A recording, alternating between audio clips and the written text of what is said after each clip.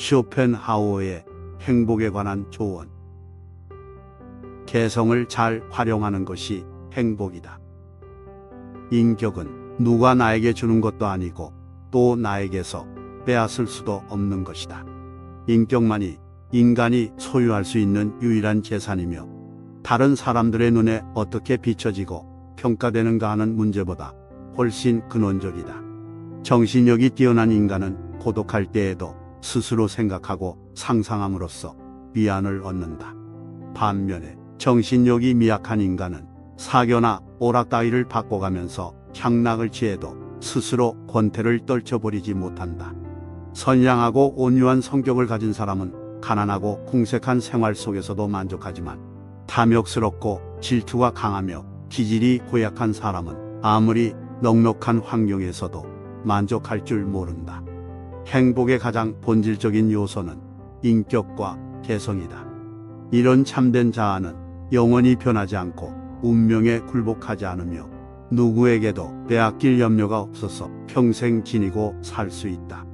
따라서 우리가 할 일은 타고난 개성을 잘 활용하여 그 개성에 알맞은 노력을 계속하는 것이다.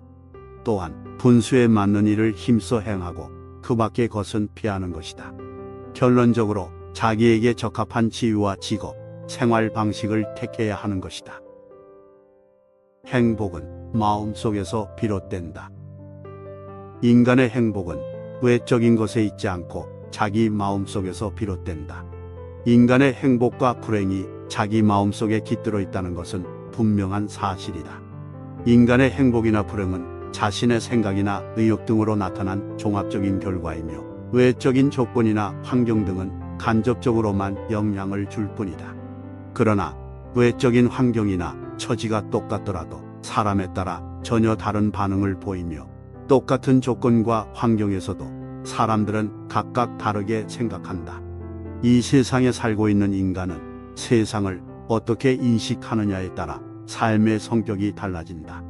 어떤 사람은 세상을 재미없거나 보잘것없게 느낄 수도 있고 또 어떤 사람은 세상을 흥미롭고 의미있게 느낄 수도 있다. 이와 같은 일들은 주관과 객관이라는 두 개의 현실이 밀접하게 결합되어 나타나기 때문이다. 그러므로 객관적인 현실은 똑같지만 주관적인 현실이 여러 가지로 다른 경우에 전혀 다른 모습으로 느껴지게 된다. 즉, 객관적으로 선하고 아름다운 것을 보더라도 그것을 바라보는 사람이 어리석거나 졸렬하다면 초라한 느낌으로 받아들일 수밖에 없다. 돈으로 내적인 결핍을 채울 수는 없다. 재물을 얻기 위해 힘쓰는 것보다 건강을 유지하고 능력을 개발하기 위해 힘쓰는 편이 훨씬 현명한 일이다. 그러나 필요에 따라 적당한 돈벌이를 하는 것까지 포기해야 한다는 것은 아니다. 만약 재산은 너무 많지만 교양이나 식견이 없고 정신적인 일에서 흥미를 느끼지 못한다면 많은 재산은 쾌락의 수단은 될 수 있지만 행복에는 아무런 도움이 되지 않는다. 이 쾌락마저도 많은 재산을 지키기 위한 불가피하게 따르는 수많은 걱정거리로 인해 시들해 버릴지도 모른다.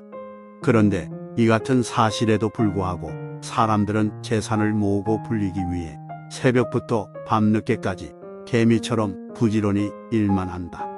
그들은 오로지 재물을 모으는 데만 관심을 기울이고 하루하루를 살아가므로 당연히 정신적 수양에는 무감각할 수밖에 없다.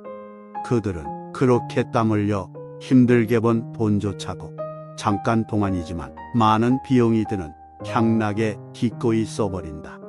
다행히 그들이 운이 좋아서 평생 동안 막대한 부를 쌓았더라도 그가 흘려보낸 귀중한 시간은 다시 돌아오지 않는다. 그가 그동안 땀 흘려 힘들게 살아서 남은 것은 돈뿐이다. 그는 죽음 앞에서 그마저도 상속자에게 물려주어야 한다. 이는 상속자의 재산을 더 늘리거나 그가 방탕하여 돈을 낭비하게 할 뿐이다.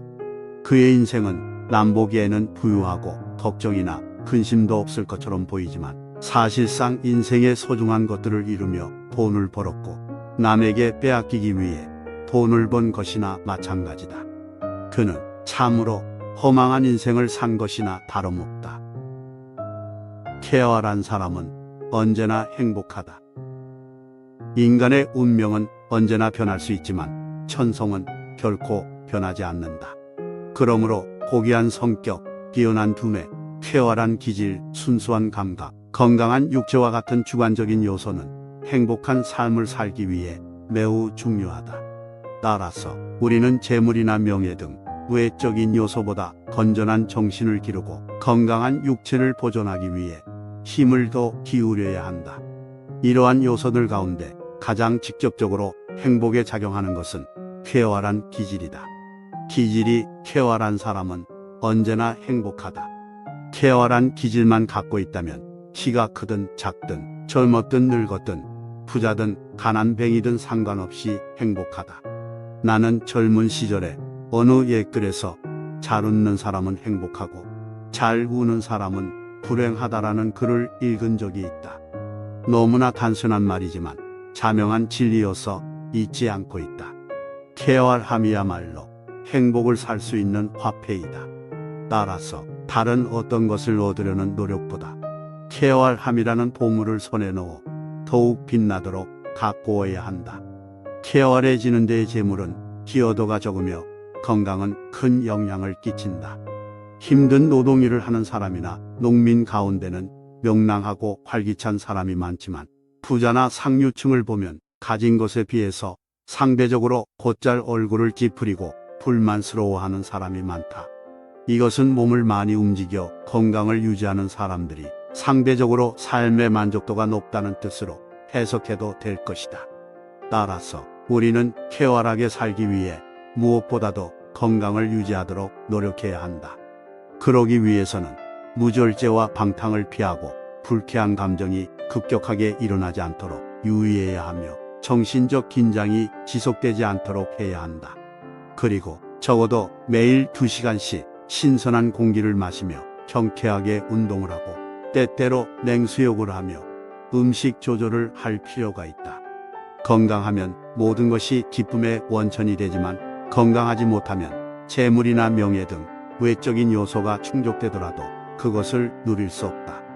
건강이야말로 인간의 행복에 있어서 가장 중요한 요소다.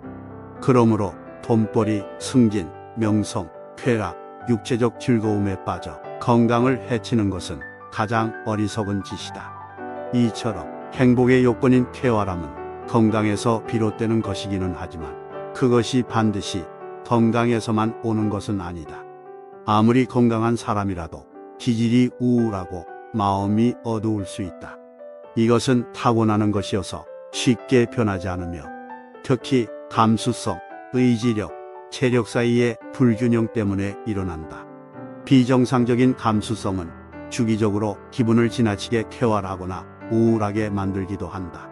따라서 우리는 감수성, 의지력, 체력 사이의 균형을 맞추도록 노력해야 한다. 하루를 일생으로 간주하라. 인생의 지혜는 우리의 주의력을 어느 정도 현재와 미래에 쏟는가 하는 데 있다. 대부분의 사람들은 현재 속에 살고 있다. 그들은 경솔한 자들이다. 또 어떤 사람들은 지나치게 미래 속에 살고 있다. 그들은 걱정과 불안에서 헤어나지 못한다. 이 쌍방의 균형을 올바르게 유지하며 살아가는 사람은 극히 드물다. 언제나 희망하고 노력하면서도 미래 속에서만 사는 사람들은 항상 미래를 내다보는 것이야말로 행복을 가져오는 것이라고 생각하면서 현재를 돌보지도 않고 즐기지도 않고 혼자서 원대한 계획 아래 현명하다고 자부한다. 이런 사람은 나이보다 영리한 얼굴을 하고 있지만 실은 머리 앞에 밧줄로 매단 건초 묶음만 쳐다보며 눈앞에서 어른거리는 그것을 당장 먹으려고 한 발짝씩 걸음을 재촉하는 이탈리아의 당나귀와 같다. 그들은 자기 생애에 대한 근본적인 태도와 처세의 방도를 그르친 것으로 언제나 헛된 희망과 기대 속에서 일생을 마친다. 따라서 우리는 장래를 위한 여러 가지 계획이나 걱정으로 마음을 빼앗기지 말아야 하며 그렇다고 해서 과거를 돌아보고 추억에만 사로잡혀서도 안 된다. 현재만이 실제이고 확실하다는 것을 잊어서는 안 된다. 과거에 대한 후회나 미래에 대한 걱정으로 현재의 멋진 시간을 등한시한다든지 불쾌하게 만드는 것은 어리석은 것이다. 그러므로 지나간 것에 대해서는 아무리 그 때문에 괴롭고 불안 속에 불만을 가라앉히기 어려워도 그것을 그대로 두고 미래에 대해서는 모든 신들의 마음에 달려있다고 생각해야 할 것이다. 이 때문에 우리는 오늘이라는 날은 한 번 올 뿐 두 번 다시 오지 않는다는 것을 마음에 새겨야 한다. 건강의 혜택을 받고 있을 때에는 병들었던 지난날을 회상하고 고통과 결핍이 없는 시간을 얼마나 부러워해야 했던가, 이런 점을 상기한다면 현재를 더 잘 살게 될 것이다. 그러나 우리는 아름다운 나날을 느끼지 못하고 낭비해버린다. 그리고 달갑지 않은 슬픈 시기가 오면 헛되이 그때가 좋았다는 생각에 사로잡혀 탄식한다. 우리는 그러한 미우침 대신 일상적이고 평범한 현재의 시간을 결코 낭비하는 일이 없어야 하며, 결코 불안하고 초조한 마음으로 현재의 시간을 부대접하지 말고 존중해야 한다. 불행을 겪지 않은 자는 현명해지지 못한다. 이미 어떤 불행한 사건이 일어나 더 이상 어찌할 수 없게 된 경우 이렇게 되지 않을 수도 있었을 텐데 라고 생각하지 말아야 한다. 이런 일을 가지고 후회를 하면 고통은 한없이 커져서 자신을 괴롭힐 뿐이다. 대다수의 불행한 사건에 있어서는 적어도 부분적으로나마 우리 자신이 태만했거나 아니면 앞뒤 생각 없이 행동한 데에 원인이 있다. 따라서 고통스럽겠지만 어떻게 하면 이 불행을 예방할 수 있었는지 거듭 생각해 보는 것이 우리가 장래에 더 현명해지기 위한 자기 반성이 된다. 또한 우리가 명백히 저지른 실수에 대해서는 자신을 변명하고 미화하거나 또는 대단한 일은 아니라고 생각해서는 안 된다. 그러기보다는 잘못을 깨끗이 인정하고 얼마나 큰 실수를 저질렀는지 확실히 따져서 앞으로는 이런 일이 일어나지 않도록 하겠다는 굳은 결심을 하는 것이 좋다. 물론 이 경우에는 자기 자신을 못마땅하게 여기는 괴로움을 각오해야 한다. 그러나 불행을 겪지 않은 자는 현명해지지 못한다. 행복의 잣대. 어떤 사람이 행복한지를 알아보려면 그가 어떤 것을 즐기고 어떤 것에서 만족감을 얻는지를 살펴보지 말고 그가 어떤 일에 슬퍼하는지를 살펴보라. 그를 슬프게 하는 것이 사소하다면 그는 그만큼 더 행복한 것이다.